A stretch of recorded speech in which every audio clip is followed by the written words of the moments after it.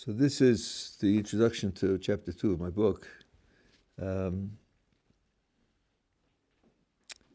And as I mentioned last time, this is an exposition of part of chapter 17 of the third part of the Guide of the Perplexed. And in that chapter, he has a survey of the major opinions on how divine providence works. From one extreme to the other extreme. I mean, he has 5 different positions that he considers. One is the extreme position that there's no divine providence at all, and everything is chance. There's no control over anything that happens. And he says you have to be deaf, dumb, and blind to believe something like that, because you see very well that the world is ordered, regular, systematic. So it's a logical possibility on the spectrum, but it's not. No one takes it seriously. And the second position would be Aristotle's position, and the third and fourth positions are positions of famous Arabic philosophers, Muslim philosophers of his time. And then he comes to what he calls the fifth theory. And after he presents the fifth theory, he says he presents my own view. And an incautious reader would think, aha, so then there's a fifth theory, and then there's really a sixth one, though he doesn't use the number 6, strangely. He just calls it my own theory. And especially since he says the fifth theory is the theory of our Torah, and then there's something else called my own theory, it sounds like the Rambam's going to tell you, well, there's the theory of the Torah, but then I have my theory, which is different and better and superior. And that would be idiotic. That doesn't stop some people from saying it, but it would be idiotic. Excuse me 1 second. Hi.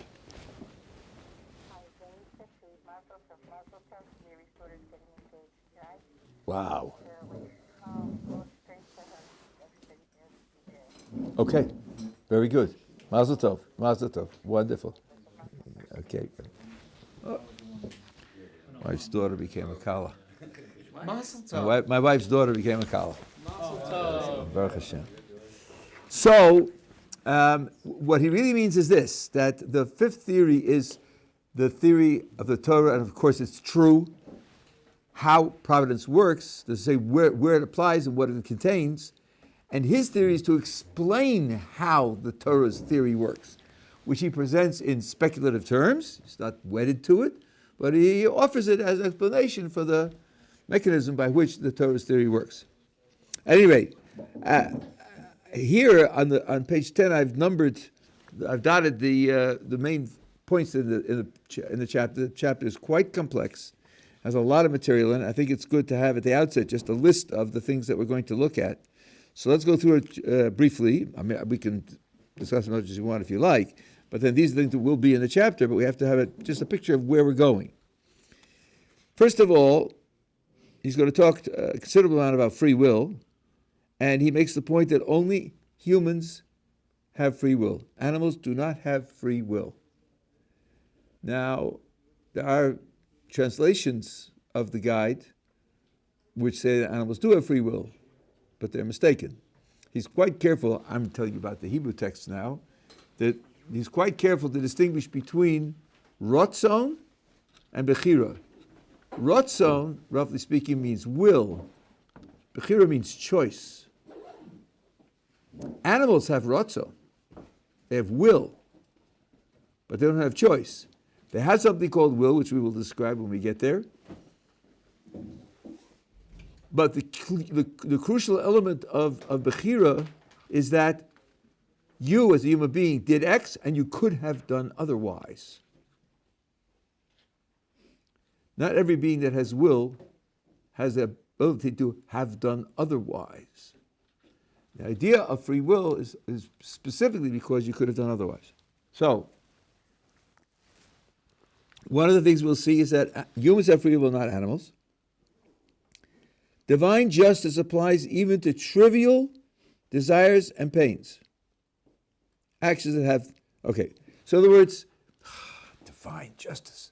Maybe that's applied to war and peace, or to the survival of an economy, or the Great Depression, or to the existence of great diseases and so on and so on. But my tire was flat this morning. Divine justice applies to your flat tire, or finding a $10 bill, or whatever. The Rambam is going to say that divine justice applies down to every detail, especially in pleasures and pains. Every pleasure and every pain is a matter of divine justice.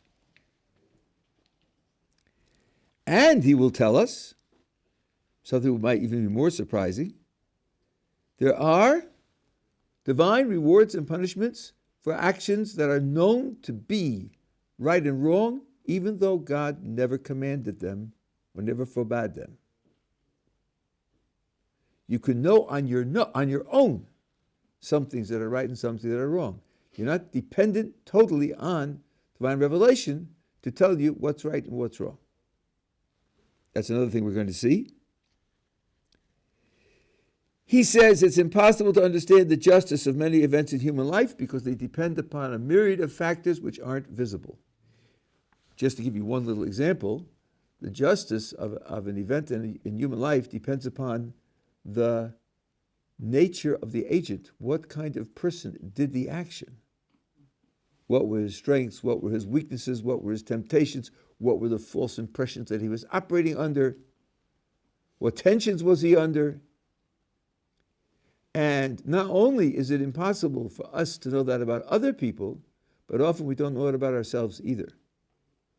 And we err on both sides. We can be overly lenient. Well, what do you expect, I lost $10,000 on the market, so that's why I had to steal his car. Or you can be overly strict, not realize the kinds of handicaps you have in dealing with life and say, God expects me to have a perfect record, and I don't have a perfect record, so I must be guilty and evil and so forth and so on. A person can be either overly lenient or overly strict, even in his own case. Very often, because of our ignorance or our prejudice, we will not be able to understand why things happen to people. Just you should know, says the Rambam, that it's all justice. It's all justified. Human understanding is a source of moral knowledge, he's going to tell us, and we'll see that elsewhere as well.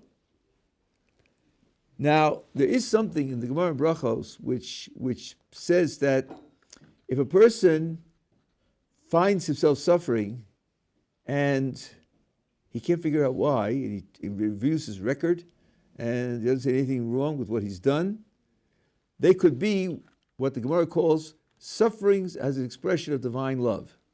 The question is, what does that mean? What way is it divine love that a person should suffer? And there's a position which Rashi in fact takes and was in the literature, and the Rambam rejects it with two hands. Everything is based on justice. It can't be other than justice. So any other explanation of sufferings by divine love other than justice, he's not going to accept. He doesn't tell us how yes to interpret it, but I'll give you an interpretation from the Ramban where he does explain how yes to interpret it. But that's something which he's going to insist upon. Then he raises the question, and this we'll have to work hard to answer this question, what about when the Kodesh Baruch Hu puts a test on someone? He asks him to do something, commands him to do something very difficult, a great strain, to test him. First of all, what does it mean? What does a divine test mean? Okay. But then, that causes suffering. When you're subjected to a terrific test, that often causes pain. Is that also justice? Is that also because of something wrong he did in the past he's being punished for? Doesn't seem like it. Examples that we have don't satisfy that. So we will have to work hard to explain why the suffering involved in trials isn't a contradiction to the idea of divine justice. He says it isn't, but we'll have to work hard to try to understand what he means.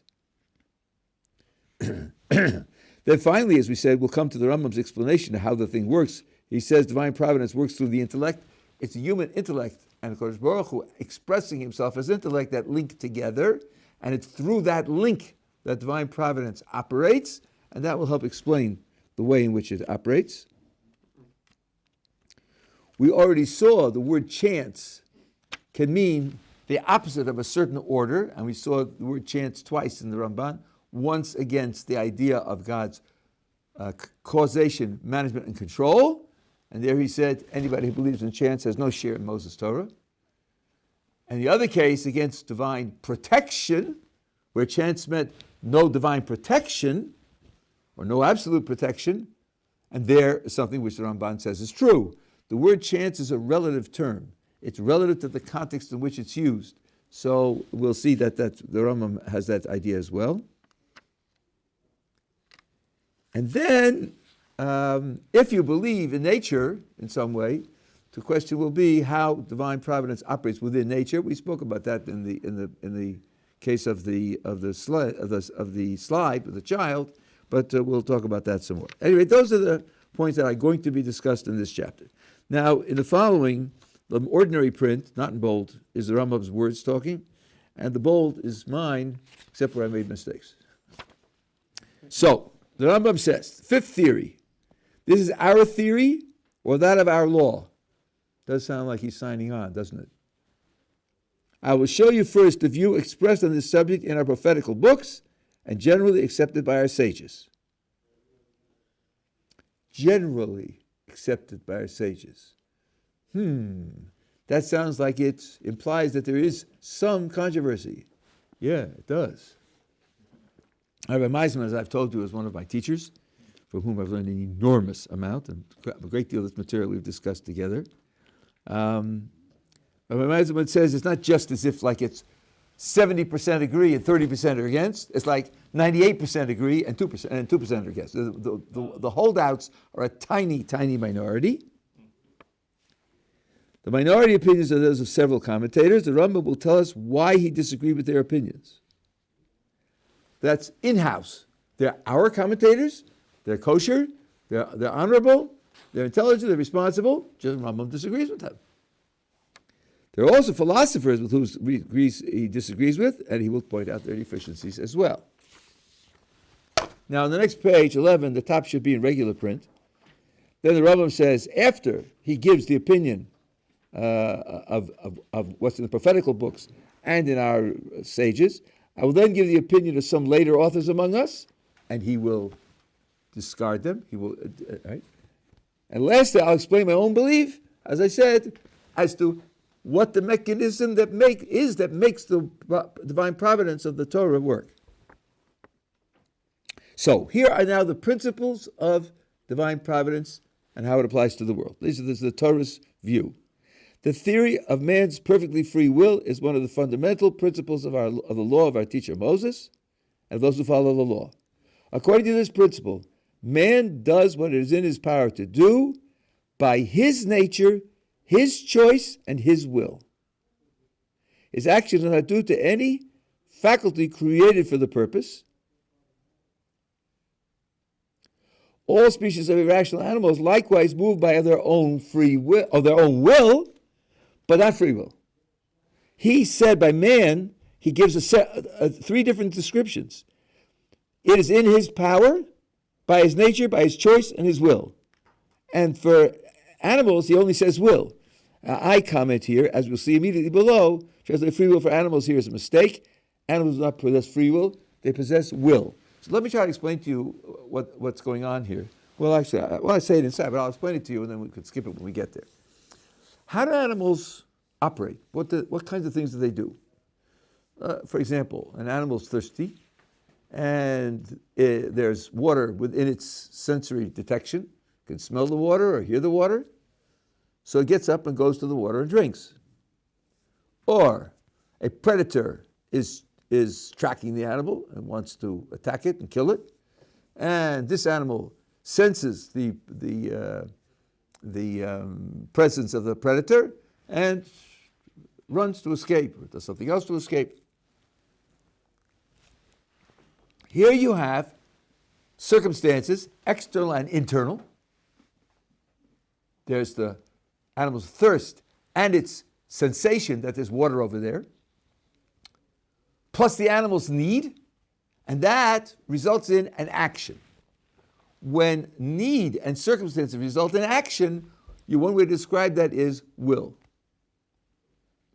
stones don't roll down hills for that reason, and the wind doesn't blow for that reason, and carrots don't grow for that reason, but animals operate that way.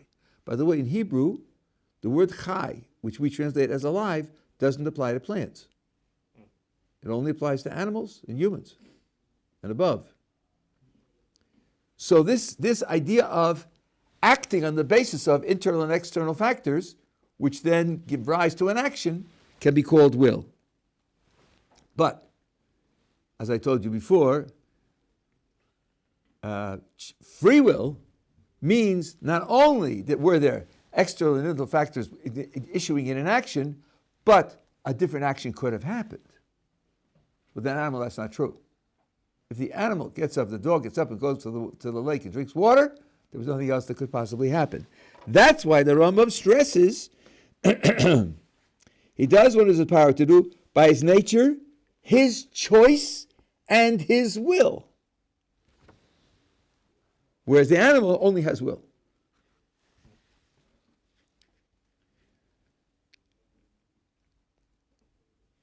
Now, when you say his nature, so you might think, well, then if his nature is that which leads to the action, maybe he can't avoid it, maybe it's forcing him. That is in the next comment of the Rambam. This is the will of Hashem. That is to say, it is due to the eternal divine will that all living beings should move, and that man should have power to act according to his will or choice within the limits of his capacity. So there's a difference. All living beings, which includes animals, should be able to move on their own. But man has the power to act according to his will or choice. That means he can choose, and he could have chosen otherwise. Against this principle, we here thank Hashem, no opposition on the part of our nation. No one that the Rambam was aware of took a position against free will for human beings. Nor did, well, maybe those opinions are only later, whether animals have free will or not, but no one took a position against human beings' free will. So when you think of God's providence, that makes a big difference. Because with respect to human beings who have free will, you can treat them as moral agents. You can hold them responsible. You can evaluate their actions in terms of good and evil, obedience and disobedience, justice and injustice.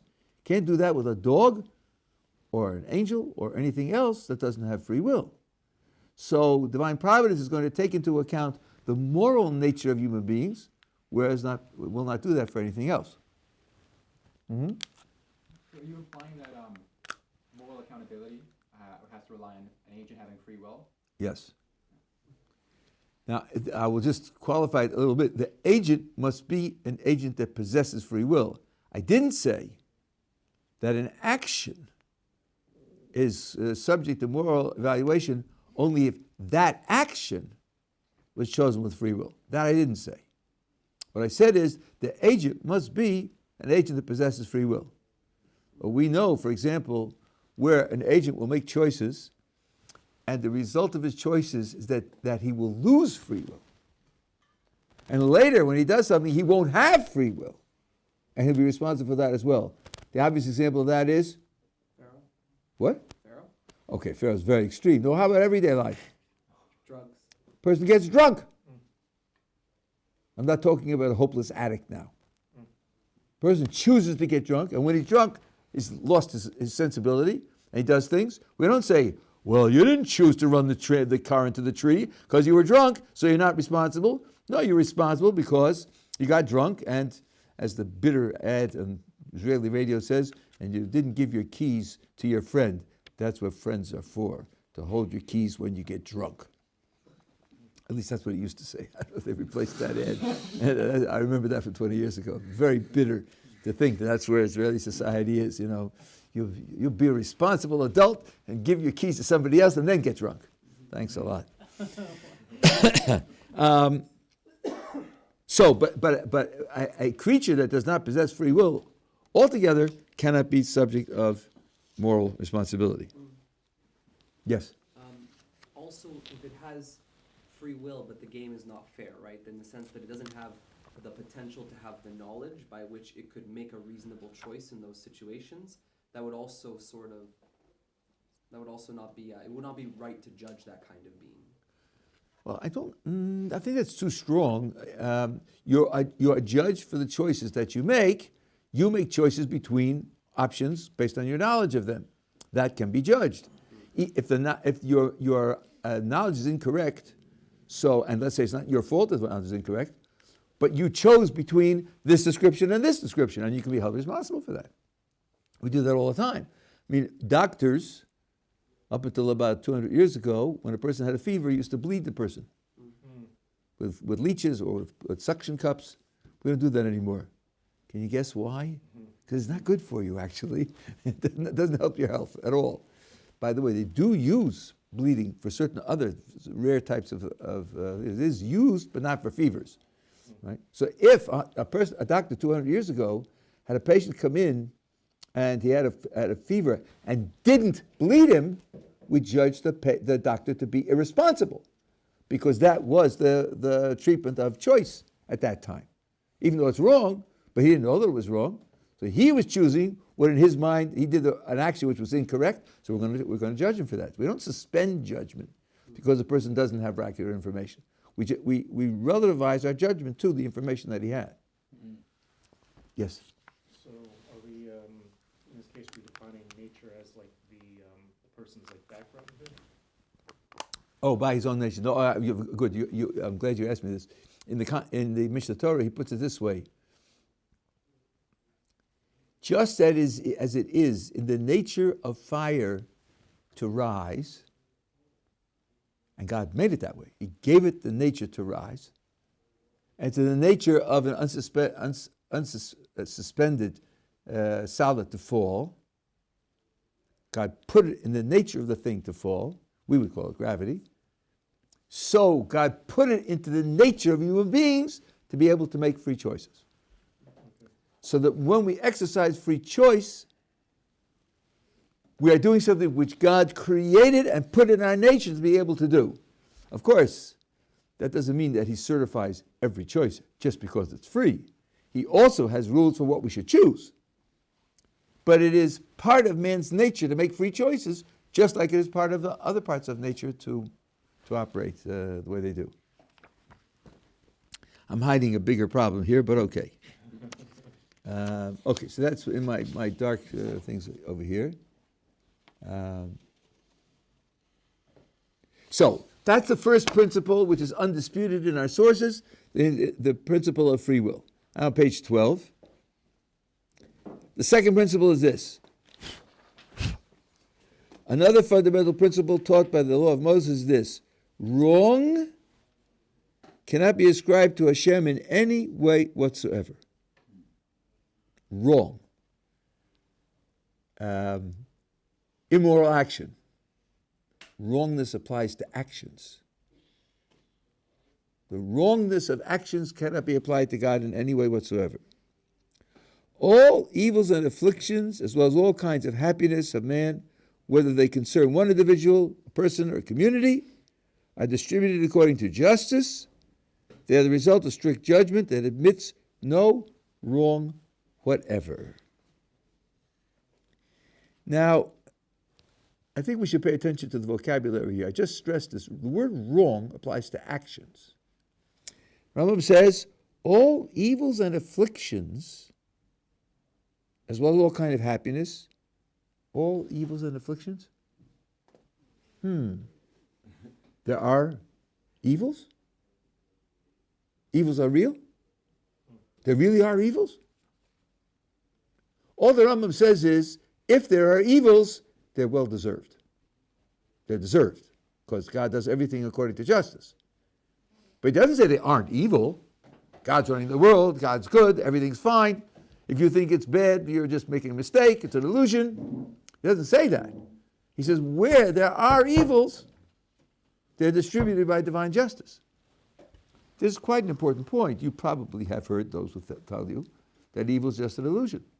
God's running the world and God is good, so there can't be any evil. Now,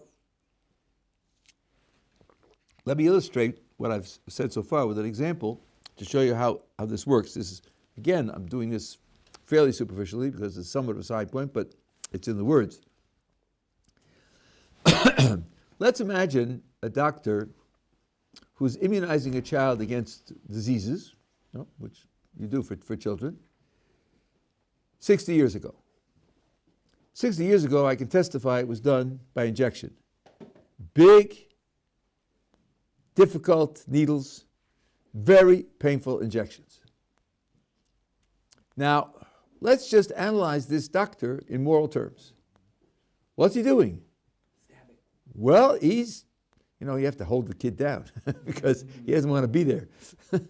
The doctor is doing practically two things. He's, on the one hand, causing considerable pain to the child, and he's immunizing the child against disease.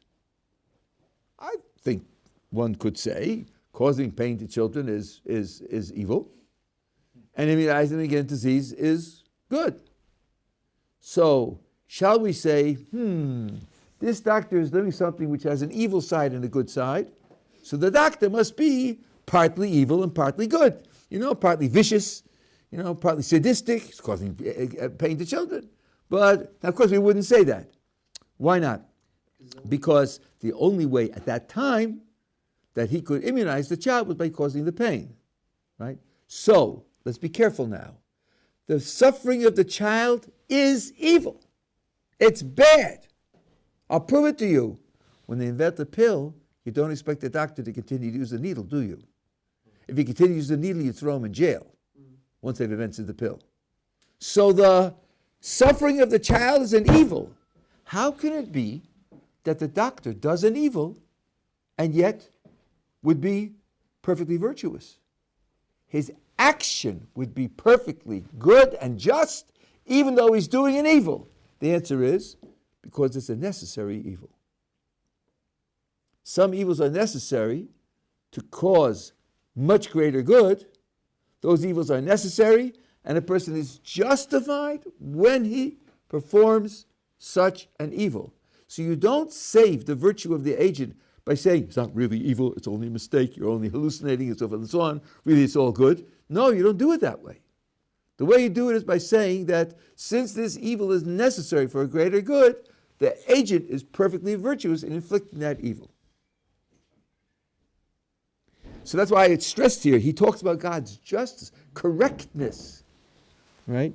He says, wrong cannot be ascribed. Wrongness is a property of actions. No actions that God performs are wrong actions. They're all due to justice, even if they cause evils. Now, at this point, the clever critic says, look, Rabbi, you're comparing God to a doctor. Well, I think that there are significant differences between God and a doctor. In particular, the doctor can't get to the good outcome of immunization without using the needle, because that was the state of medical knowledge at the time. Are you going to tell me that God, too, has this limitation, that there are certain goods that can't be achieved without evils? You're going to tell me that also? Why can't God get to the good end without the evil means? Because he's all-powerful. That's a good question and has a good answer. I'm not going to present it to you because unless on Monday night, tomorrow night, you ask me, and I'll run through it there, because it takes us too far afield from the text that we're studying. Now, acknowledging it as a question, I'm just pointing out that according to the Rambam and according to many others, I have a whole shir on this, the reality of evil. You can listen to it also. According to many others, there is the evil is a reality. There are verses in the Tanakh, even in the story of creation, which talk about it, and there are Mishnahs and Gemaras that talk about it. So it shouldn't be taken just for granted that really evil is an illusion and things aren't. It's not so. Right? Or at least very many sources indicate that it's not so. Yes, in the back. I don't like to get too much into semantics, but what do you mean by, how would you define evil and good?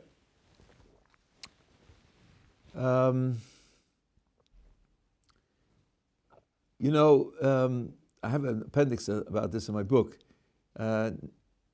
Not every request for a definition is in place.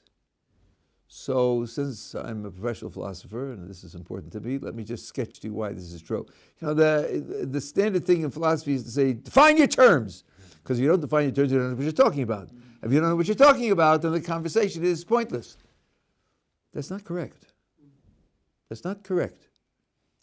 Conversations can be conducted without defining terms, and they can be sensible and meaningful, and they can arrive at solid results. Let me first prove this to you. Are there terms for which we don't currently possess adequate definitions? Like beauty, like truth, like justice, and so forth and so on? Yes, there are. So what are we doing? Well, we're working on it. We're working on it. We're thinking of examples, we're thinking of connections, we're thinking of partial features, we're trying to put them together, we ask questions, sometimes we realize that we made a mistake in our proposals and we go to other proposals. Now, how are we doing this? Let's say we're working on justice. We're trying to figure out what justice is. But if what I said before is correct, the whole discussion of trying to figure out what it means is incompetent. Because, we said before, if you can't define a term, then you can't conduct the discussion, because you don't know what you're talking about. Well, I don't have a definition, I'm searching for a definition. How can I search for the definition if I need a definition in order to be able to talk about it? Mm-hmm. So something's got to be wrong with this idea, that you always have to have a definition, otherwise you can't talk about something. So here's the truth. What I'm telling you now is not mine. This is pablum in philosophy. It just hasn't leaked out to the rest of the world. Nor has it leaked out to sophomores in philosophy classes, who do this in politics classes or economics classes, where they stop the show by saying, define your terms. The answer is this. These terms aren't totally up for grabs. Say, what is justice? I think it's marshmallows. I know you think it's petunias. Listen, you think what you think. What can I do? No, these aren't blanks. Justice is used in various ways. Some cases are obviously just. Some cases are obviously unjust. There's a lot of gray area. So there's like black and white areas and gray area in between. And the gray area is where we are confused. Okay. Now, how would we pursue a definition? Here's roughly the framework. Yes, there are refinements and footnotes, and Stanford Encyclopedia will have 7 different views. Okay, but here's the framework. Someone says, I think justice is Q. The first thing we do is to say, well, let's see. Let's take some of the cases that are clearly just and see if it fits. Let's take some cases that are clearly unjust and see if they don't fit. If Q fits the black and white area, that's good. That's a good score. Then I'll try to apply Q to the gray area. I'll see what results I get. So when I apply Q to the gray area and I get decisions, which ones are just, which ones aren't just, are they convincing? Do they explain to me why this is just and why this isn't just in ways that I didn't think of before? If it does all of that, Q will be a very good candidate for being a definition for justice. That's how you search for a definition. You test the proposal against the black and white areas, and then you test how it explains the gray area, and if it does a good job, then you can think of it as a good candidate for the definition. Okay, now, we're not looking for a definition. We're talking about some other subject. But let's suppose we're using the term justice, and in our discussion, we only apply it to things in the white area and deny it for things in the black area. We don't enter the gray area. We keep the discussion clear of the gray area. Well then, if somebody says, define your terms, or you don't know what she's talking about, we answer, excuse me, when you search for a definition, aren't you going to use the black and white areas to test the definition? You're going to use them as criteria for accepting the definition. Well, then if I stay within the black and white areas, I have not used the term in an illicitly unclear way to make a point that wouldn't be justified. I've used the term only in the areas where it's well understood, not infallibly. And yeah, there are special cases in which you might have to trade off the changes here and there. We're aware of that. But if you stay within the black and white areas, the demand for a definition is out of place. So, as a general piece of advice, when somebody asks for a definition, you should ask him, where did we stray into the gray area? Where did we use the term in an unclear way to make a point and thereby sacrifice the clarity of the point? If you can't point to an area in which we use it in an unclear way, then the demand for a definition usually is out of place. It's perfectly justified to continue the discussion in a way that doesn't enter the gray area. So now, I haven't used the word good with respect to any cases at all. So I can tell you, you put in the understanding of your own white area for good and exclude the black area, and I hope that my comments will be accurate according to that. I'm not going to say anything that requires using good or evil in a way which is not in the black and white area. I also should just remind you just of a little piece of logic.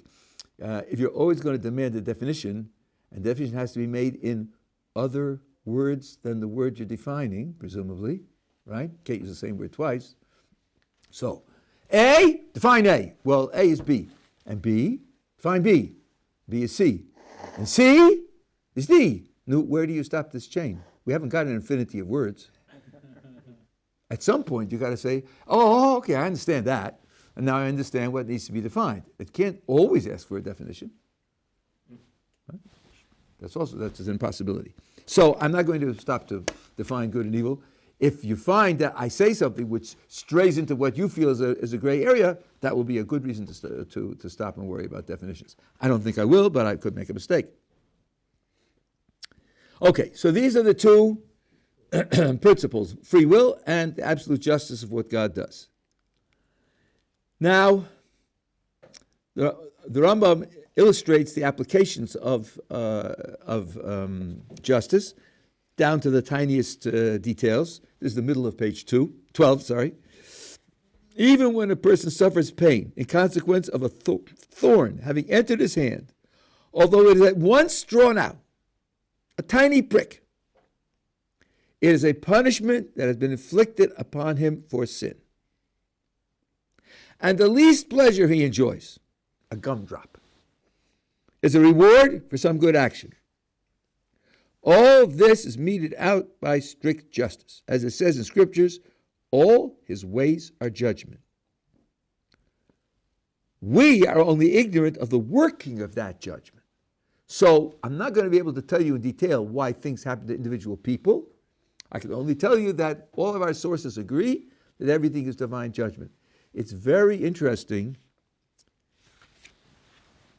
We have in the literature, we're not going to go into this here, but I'm just saying in general, we have in the literature, you can find this in The Way of God by Luzzatto, part 2, chapters 2 and 3, many reasons why righteous people suffer. Rambam will talk about it a little bit. Many reasons why righteous people suffer. Now, the Talmud tells us that Moses asked God, why do righteous people suffer? And God said to Moses, impossible for you to understand. So he said, oh, now wait a second, hold on. We have a lot of principles that explain that. What do you mean it's impossible? They're told to us, we're supposed to understand them. Why couldn't Moses understand them? So Ramchal explains that what it means is this. We know general principles, but if you ask me, why is Reuven suffering what he's suffering in his life, I can't answer which of the principles applies to him, or which combination of the principles applies to him. So I can't explain individual cases. The general principles I know, but we can't explain individual cases. It would be as if you would have a catalog of lethal conditions with no instrumentation to do blood tests or MRIs or anything else, and you ask, why did he die? You're on the battlefield. Was it loss of blood, or was it hemorrhaging, or was it a disease factor which ended because of a cut, or asphyxiation? Or they do say, maybe this is only a joke, but like in 1900 in China, everyone died of heart attack. Everyone. Because the doctor would come, put his ear to the chest. Heart's not beating, right? Okay. The heart's not working. Heart attack, cause of death. You may know all the causes of death, but if you can't examine the body carefully, you won't know which one applied. So that's the sense in which we don't know. We can't know which of the principles of divine justice apply to individual cases, but we do know that it's all just. Yeah. Could we quickly sketch out what Rashi's idea of divine love was, what that was exactly? Yeah, well, I think we're going to come to it. I remember those bulleted points are going to be point. We'll talk about it. Yeah, we will talk about it now. Why he rejects it. Yeah. In the quote here, it says that punishment or that someone receives it has to do with some sin. That's right. Could it be that sin was performed by someone else, or it's a kapara of something? No. That we do. That we. First of all, if it's performed by somebody else, it's not just to punish me because of what he did. That's not justice at all. And kapara is. It depends what you mean by kapara. Kapara in strict Hebrew means cleansing, and that would mean cleansing the person for the residue of his crimes, and that wouldn't be punishment. That would be rehabilitation. That would be rehabilitation. And there's a difference between punishment and rehabilitation. Even though it's painful for the person, they're perceiving it as a punishment, but really it could be a rehabilitation. Yeah, I mean, anesthesia for surgery is relatively recent in history. Before that, when surgery had to be done, the person just suffered the pain, right? So there was no way. That we would call an evil as necessary for the sake of saving the person's life, and that's the case where there's an evil, but it served a good purpose, and that wouldn't contradict God's justice, right? So I think that's not going to be a problem. It'll be similar perhaps to trials, which we will get to. Okay, now I want to give you an illustration. Maybe we can do this. It's quite long. Again, for example, how we would be unable to understand the workings of divine justice. This is the very bottom of page 12. In Hilchos Tshuva, the Rambam says there, a person is judged according to the majority of his actions, whether good or bad. But he stresses, and this is the crucial point, that majority is not defined just by number. Okay, how many things did Reuven do from waking to going to sleep on Thursday? 167. How many were good? 92. How many were bad? The rest. You can do the calculus, right? Okay, so the majority were good. No, that's not a correct procedure. Because not all actions weigh equally. Some good actions weigh very heavily in the overall evaluation so that they can outweigh many average bad actions. And likewise, some bad actions weigh so heavily that they can outweigh many good actions. I don't know why the Hebrew snuck in there. So you ask me, so how do they weigh? How do you weigh them up? What determines how much an action weighs is the psychological makeup of the agent and his circumstances, what I mentioned to you briefly before. In particular, the more difficult it is to do the action, the more effort it requires, and the more the action weighs. Now, how difficult is it to do an action? Well, it varies from person to person. It varies from day to day. It varies from age to age. Go weigh that up. Go put units on it, how difficult it is. This is, of course, impossible for any human being to know, including the agent. So our understanding of divine justice is very limited. We only know that if we were aware of all the circumstances of the action, we would be able to see the justice of the divine response. Now here, I'll take a question just for a second. Here there's a very important point. The Rambam uses the word justice over and over and over again. And he quotes scripture, which says that God's actions are justice. What justice is that? Sometimes you hear people say, well, how can we know what divine justice is? Could be anything. Could be marshmallows or petunias. Could be who knows what divine justice is. That's a mistake. And it's a mistake because these verses were written for us. They were written to communicate to us. You're telling me maybe God's talking in code and we don't know the concepts of justice that he uses? Then why is he writing it for us? We're not peeking in God's private diary, reading something that he wrote for himself and trying to figure out what he meant. He wrote it to communicate to us. There is a verse in Psalms, Tamuru Ki Tov Hashem, taste and see that God is good. That's an invitation to do an investigation to see that he's good. You better possess the consciousness of good in order to do that. So it's not going to be acceptable to say, maybe it means something entirely different, and therefore deprive it of any content for us, since it's communication with us. So, what we're being told, as I write the end of this paragraph, we don't know the circumstances of the judgment. If we knew all the circumstances, we ourselves would see that it is what we call just. That's what it means to say that we don't understand the justice, not that we don't understand the concept. We don't understand how it applies to this case, because we don't understand the case. Well, I'll tell you this briefly, and then maybe we'll go back.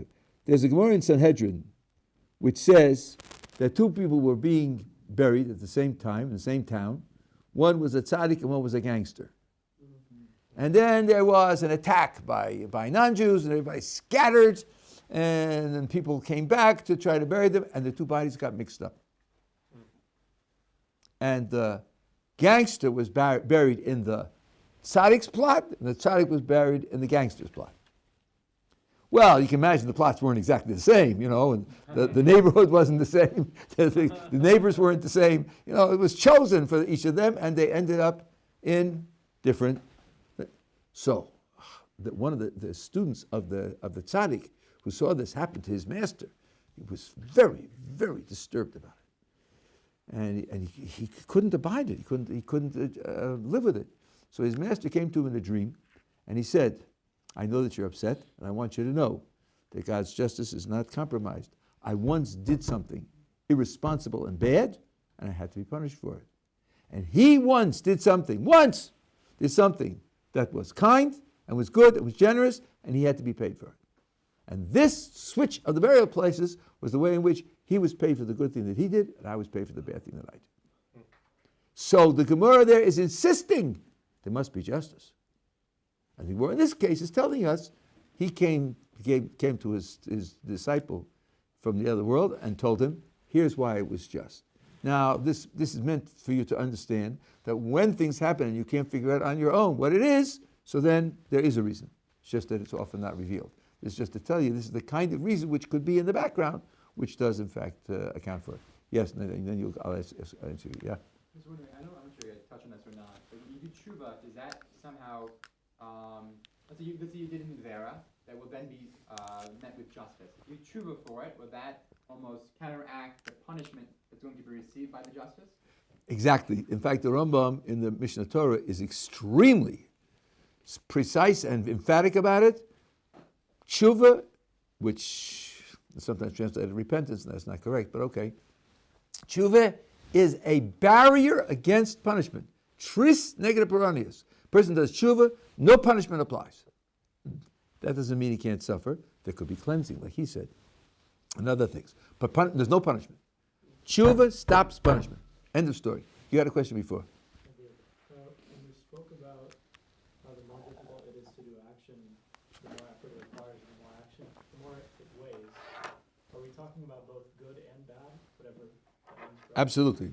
Or why wouldn't it be inverse in terms of bad because it requires more effort? You would think that you're judged less heavily because it requires more effort and you're less likely to do the right thing. Oh no. If you make a great effort to do something bad, that means that you are really corrupt. If you are only somewhat inclined and it was trivial to you, it's over the line, you wouldn't make a great effort to go after it. What you make a great effort for shows where your values are, shows what you care about, it shows what your orientation is. Oh, I thought great effort meant in terms of like the difficulty of how difficult something is to do. Correct. He has to steal. And the object he wants is behind 7 fences, electrified fences, and there are guards and so forth and so on. He has to hire decoys and so forth and so on, and he goes in and gets it. That's not like taking from the local supermarket. He really wants to steal. He's really invested in stealing. That certainly makes it. The more effort you put into it, the more significant the action is. And this is you have like a reverse inverse. The Gemara asks the question. We're running out of time. I'll pick this up again tomorrow. But let's leave it for now because we're over time now.